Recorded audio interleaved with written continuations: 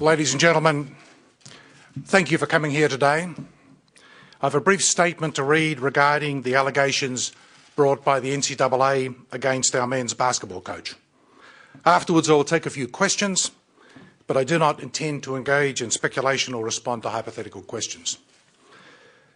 First, let me say that I am deeply disappointed by these allegations, and I share the disappointment with all those who love and support Indiana University.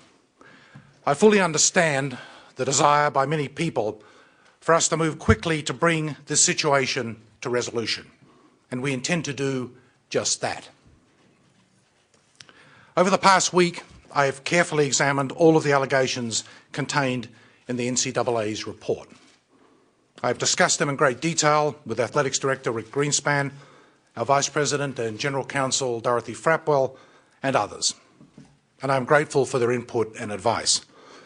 Let there be no doubt, these are serious allegations of misconduct. As President, I believe the most important measure of our success in intercollegiate athletics is not in the win-loss column. Rather, it is in how well we measure up to our own high standards for good sportsmanship, academic success, the welfare of our student athletes, and playing by the rules. It is my responsibility to take whatever actions are necessary to ensure that our men's basketball program lives up to the high level of integrity that has always been its hallmark, and I am determined to do just that. Therefore, today I am announcing that I have directed the Athletics Director to oversee an immediate investigation of these new allegations and make an assessment as to whether they are credible and accurate. I have given him 7 days, as of now, to complete this task. At my direction, the Athletics Director will be assisted by Dr. Bruce Jaffe, Professor of Business Economics and Public Policy and Faculty Representative on the Athletics Committee, and also by Vice President Dorothy Frapwell.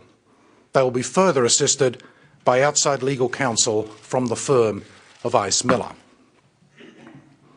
In making this decision, I have attempted to balance our desire for a swift and prompt resolution of the situation with the equally important need for fairness and due process. When this investigation is completed, the Athletics Director will use the findings to guide him in making a recommendation to me as to what our next steps will be. I want to make it clear that all of us are going into this with no presumptions. I do not know what conclusions the investigators will come to regarding these new allegations. In closing, I would like to note that we have arrived at this painful situation because the Athletics Director and his compliance staff did their job. They diligently monitored recruiting operations within the men's basketball program and quickly and fully reported the irregularities that they found. The system Indiana University has established for enforcing compliance worked, and I take confidence in that. We must now move on to the next step of resolving these allegations against our men's basketball program. That concludes my statement, and I'll now take a few questions. Have you spoken to Coach Sampson since the allegations came out? No. Will he continue to be the coach? The point of this investigation is to consider the allegations against him. Michael, do you expect to have the report back next Friday then? Yes, I do, Bob. And then how long do you expect to take before The process, depending on what the recommendation from the athletics director is, the process is described in the coach's contract, depending on what it is. Does the wording in his contract give you the ability to release? I don't have the exact wording in my head, but the contract is readily available on the web in many places.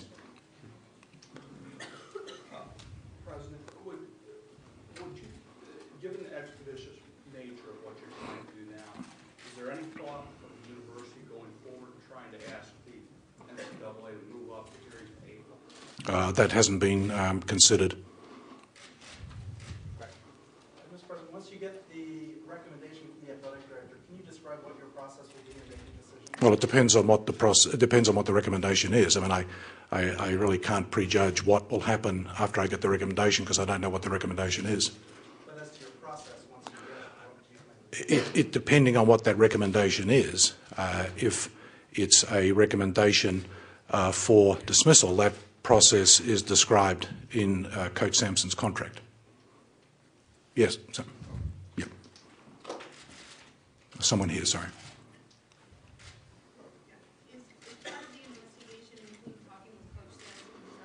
I would leave it to the investigators to define whatever process they think is appropriate. Have there been any conversations with Coach Sampson about possibly resigning?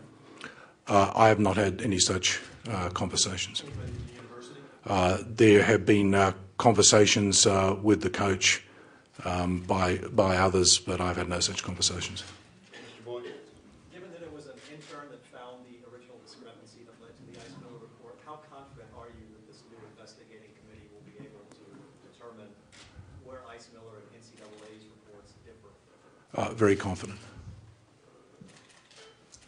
Did you consider suspending Coach Sampson during this investigation? Coach Sampson's contract makes no provision for suspension with pay. If there is language in his contract which says there can be suspension if there are violations, why is he going to The contract says that if there is a recommendation for termination, he is then suspended without pay. That's what the contract says. That's the only mention of suspension, I believe.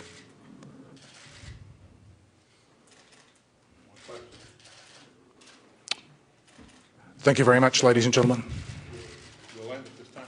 Thank you very much.